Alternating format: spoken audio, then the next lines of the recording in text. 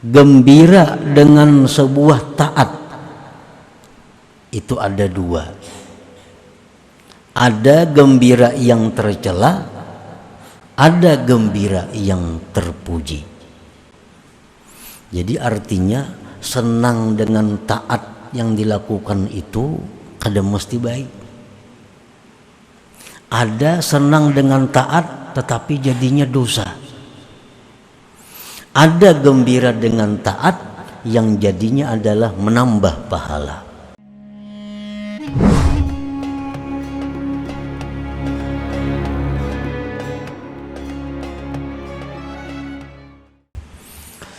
Para muhibbin rahimakumullah, al-hikmatus sadisatu wal khamsun minal hikamil ataiyah. Qala al-imam Ahmad ibn Athaillah Sakandari rahimahullah wa nafa'ana bi ulumih. Hikmah yang ke-56 dari Al-Hikam, berkata Imam Ahmad ibn Athaillah As-Sakandari rahimahullah, la tafrahukat ta'atu li'annaha barazat minka wafrah biha li'annaha barazat minallah ilaika qul bifadlillahi wa birahmatihi fabidzalika falyafrahu huwa khairum mimma yajma'un. Yang artinya, janganlah menggembirakan akan engkau oleh taat. La nafiyah bima'nan nahi. Janganlah menggembirakan akan engkau oleh taat, karena itu taat timbul dari diri engkau. Dan gembiralah engkau dengan taat, karena taat itu timbulnya dari Allah kepada engkau.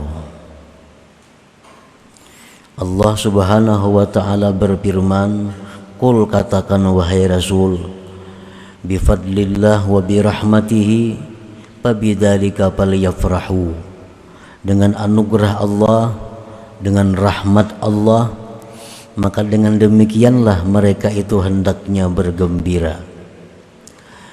Yang demikian itu rahmat dan anugerah Allah lebih baik dari apa yang mereka kumpulkan daripada harta dan benda duniawi. Nah, para muhibbin rahimakumullah, kalimat taat apabila mutlak, maksudnya adalah taat kepada Allah. Karena kalimat taat ini bisa dipakaikan untuk Rasul sallallahu alaihi wasallam, taat kepada Rasulullah. Bisa kalimat taat ini dipakaikan kepada guru, taat kepada guru. Bisa kalimat taat itu dipakaikan kepada orang tua, taat kepada orang tua, taat kepada suami, taat kepada pemerintah, pemimpin. Nah, oleh karena itu taat ini lebih umum daripada ibadah. Kalau ibadah itu hanya mutlak untuk Allah. Marilah kita beribadah kepada Allah. Kada boleh kita beribadah kepada Rasulullah. Kada boleh kita beribadah kepada orang tua. Tapi kalau taat, nah itu lebih umum. Apabila kalimat taat itu mutlak tanpa ada kaitannya, maka maksudnya adalah taat itu kepada Allah subhanahu wa ta'ala. Umpamanya, marilah kita jadi orang yang taat. Nah, ingat situ aja. Maksudnya taat kepada Allah. Itu ngarannya mutlak.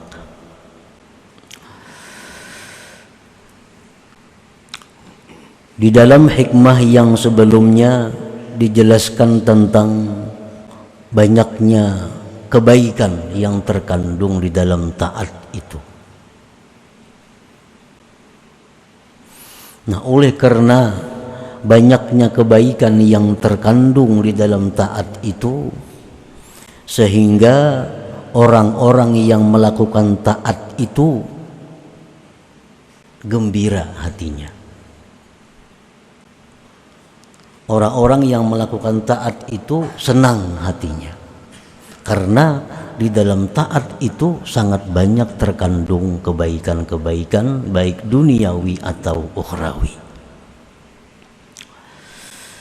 Nah, di dalam hikmah yang ke-56 ini, Imam Ahmad Ibnu Athaillah memberikan petunjuk, penjelasan kepada kita bahwa janganlah kamu gembira karena melakukan sebuah taat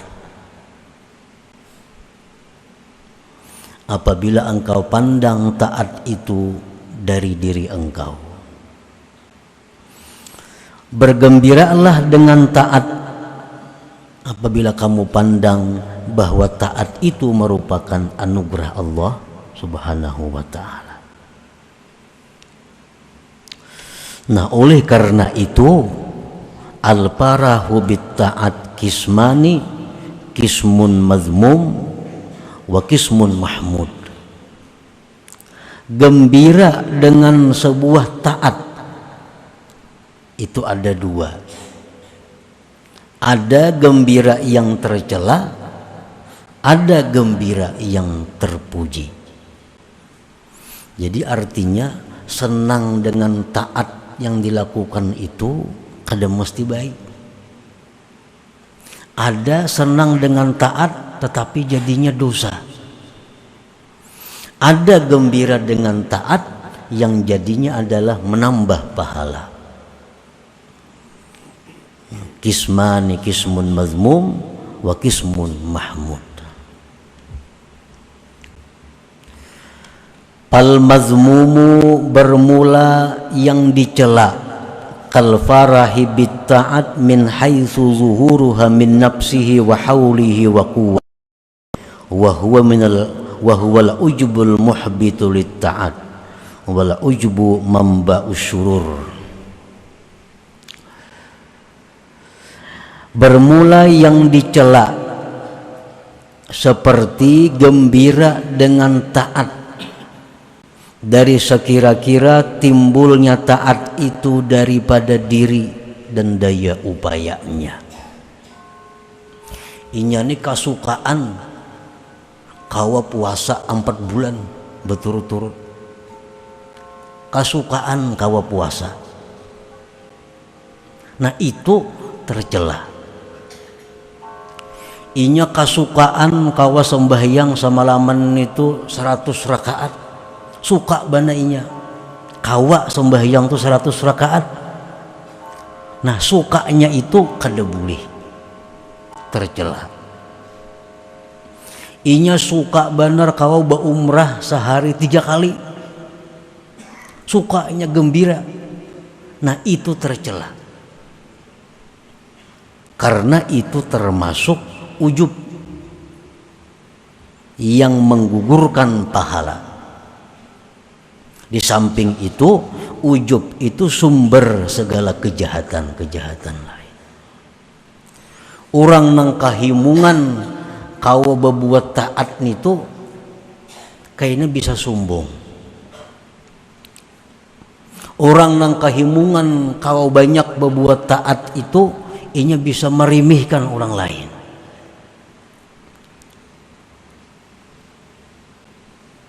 Nah, jadi himung, gembira, suka kawa melakukan sebuah taat itu adalah sesuatu perbuatan yang dicela, yang kada baik artinya.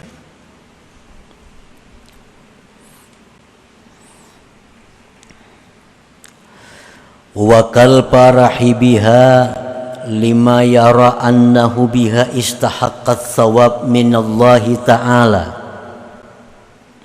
Dan yang dicela pula seperti dia gembira dengan taat karena sesuatu yang dia lihat bahwa dia dengan taat itu berhak mendapatkan pahala dari Allah. Ini pun tercela juga. Inya kasukaan kawa sembahyang 100 rakaat, lalu inya merasa asa berhak dapat surga. Nah, ini dicela, kada boleh. Inya kawa sembahyang semalaman 100 rakaat, lalu inya merasa ada hak masuk surga. Nah, ini gembira yang dilarang, yang dicela. Dan contoh lagi, kiaskan taat-taat yang lain pada sembahyang itu. Ini misal kawa puasa di hari yang sangat panas, sekian bulan puasanya, lalu inya gembira kawa puasa itu, lalu inya merasa asa dapat surga dari Allah. Nah, ini tercela.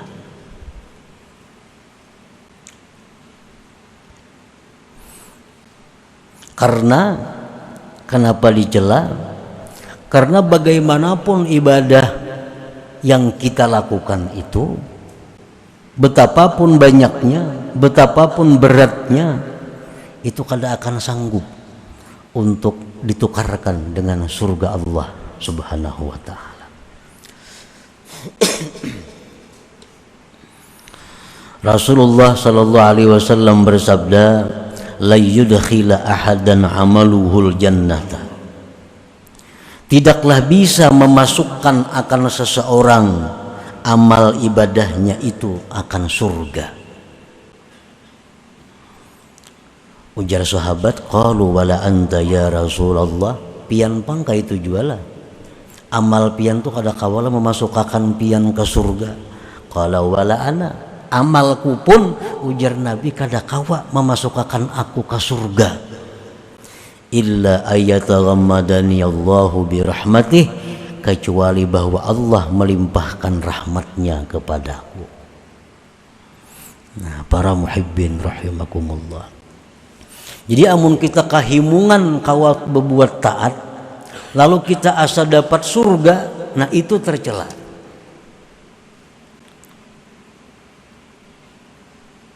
Rasulullah sallallahu alaihi wasallam pun dengan amal sidin yang luar biasa, beliau merasa bahwa amal beliau itu kada sanggup untuk ditukarkan dengan surga. Sebab surga itu sesuatu yang sangat, yang seraba luar biasa. Nah, para muhibbin rahimakumullah, yang bisa memasukkan kita ke surga itu adalah hanya rahmat Allah. Nah, kita ambil contoh, masuk surga itu dengan rahmat Allah, bukan dengan amal. Rasulullah sallallahu alaihi wasallam bersabda, al-hajjul mabrur laisa lahul jaza illal jannah. Haji yang mabrur tidak ada balasan kecuali surga. Surga itu tanahnya ini terbuat daripada permata. Apa yang kita hendak di situ ada. Itu surga. Kadang-kadang kita bayangkan dengan akal pikiran kita, dengan penglihatan pendengaran, betapa mewahnya surga itu. Nah, haji yang mabrur itu surga. Berapa ongkos naik haji itu? Kita umpamakan ongkos naik haji itu yang paling mahal, yang paling eksekutif 150 juta satu orang. Ini yang 3 kali plusnya. ONH plus angka tambah pulang 3 kali. 150 juta, hotel bintang 5. Nah, 150 juta paling-paling kita kawa diam di hotel itu sebulan. Duit 150 juta nih. Tetapi Allah Subhanahu wa ta'ala membalas duit 150 juta ini biaya naik haji dengan balasan yang luar biasa, surga.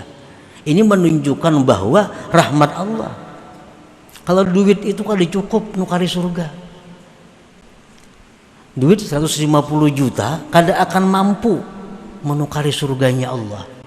Tetapi orang yang ini naik haji mabrur dimasukkan surga. Berarti masuk surga itu adalah rahmatnya Allah, bukan amal perbuatan kita, bukan duit 150 juta itu. 150 juta kita berisi duit, ditukarakan ke rumah. Paling-paling rumah nang tipe 50. Itu ganal sudah tuh. Di kampung anaknya, di kota kali cukup. Nah, tetapi duit 150 juta ini kita bawa naik haji mabrur, Allah ganti dengan surga. Rahmat Allah. Jakanya duit warah aja kada sanggup napa-napa. Nah, itu maksudnya amal kita ini kada kawa untuk ditukarakan lawan surga. Kalau kada rahmatnya Allah Subhanahu wa ta'ala.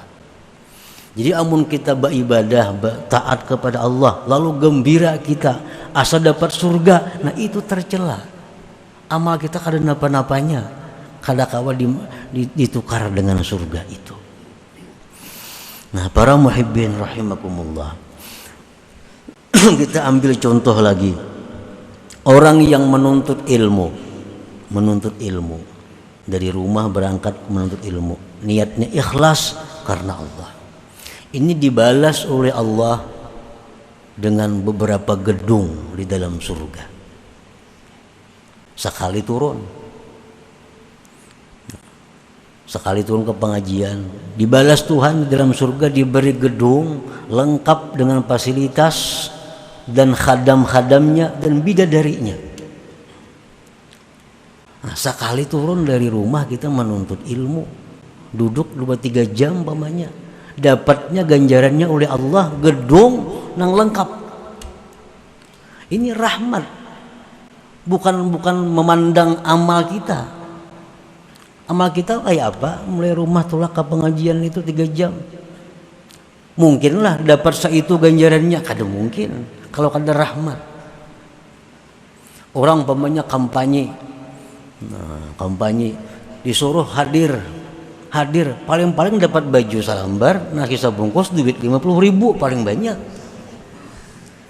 Nah, dan itu wajar, itu pun kesukaan. Nah, kita kampanye dibawa orang tulakan ke lapangan bepanas nih, nah, dapat nasi bungkus, dapat aqua, baju salambar, baju kaos, duit 50.000. Itulah balasan nang wajar. Itu balasan yang wajar. Tapi kalaunya orang tolak kampanye, diberi oleh nang bakampanye nih sebuah mobil diberi, nah ini rahmat daripada nang bakampanye ini, bukan balasan yang wajar. Itu bukan balasan yang wajar, ini rahmat daripada inya. Nah, para muhibbin rahimakumullah, jadi balasan-balasan Allah yang diberikan kepada kita ini adalah semata-mata rahmat Allah, kada seimbang dengan apa yang kita kerjakan. Kita sembahyang 2 rakaat sunat subuh 5 menit cukup. Kalau kita diupah orang nih, manusia mau upah kita mengqada'akan sembahyang kuitannya. Nah, kada akan kuitan sembahyang abahku, kada akan sehari semalaman 5 waktu, paling 100.000 memberi, itu banyak. 17 rakaat sehari semalaman kada akan sidin, karena sini ada kada sembahyang lagi hidup. Nah, 100.000 itulah ganjaran nang cocok. Karena pil apa aja 17 rakaat itu 100.000 itu cocok ganjarannya. Tetapi sembahyang 2 rakaat sunat subuh itu Allah membalas ganjaran dengan nilainya dunia dan isinya. Nah, kada rahmat kan itu, rahmat. Kalau 2 rakaat kada kau ditukarakan, lawan itu kada cukup. Tapi karena rahmat Allah. Nah, jadi kalau kita beribadah kepada Allah, gembira kita, lalu merasa berhak, nah itu salah.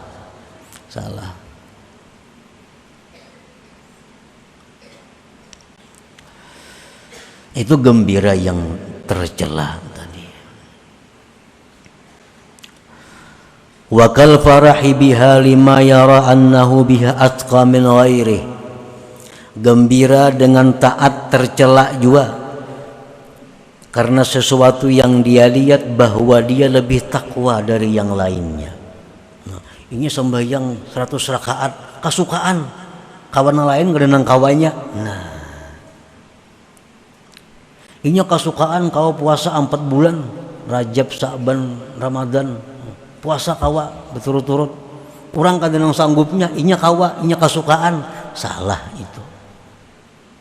Itu tercela, bahkan bisa menggugurkan pahala.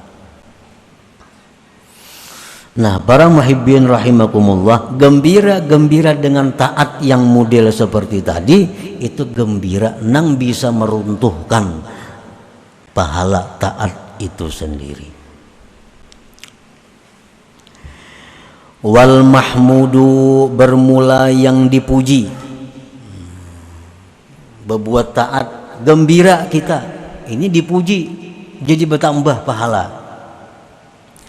Kal farahi bit ta'at min haitsu syuhuduha minallahi ta'ala ni'matan minhu wa fadla walaula fadluhu wa rahmatuh ma'ata'ahu. Ini sembahyang tuntung semalaman 100 rakaat, gembira inya. Tapi gembiranya inya memandang bahwa inya diberi Allah anugerah. Aku ini bersyukur lawan Tuhan, nah kasukaan diberi Tuhan kemampuan sembahyang 100 rakaat. Jakanya kada diberi kemampuan, kada sanggup aku. Nah, ini gembira nang dipuji dan menambah nilai pahala sembahyang itu. Taat, gembiranya itu nang dipandangnya anugerah Allah nih. Aku ini asa untung bener diberi Tuhan anugerah kawa beribadah seperti ini. Jika kada anugerahnya kada sanggup. Nang disuka akannya itu anugerah Allah. Nah, ini menambah pahala. Pahala asalnya halus jadi bertambah ganal karena kegembiraan nang model kayak ini.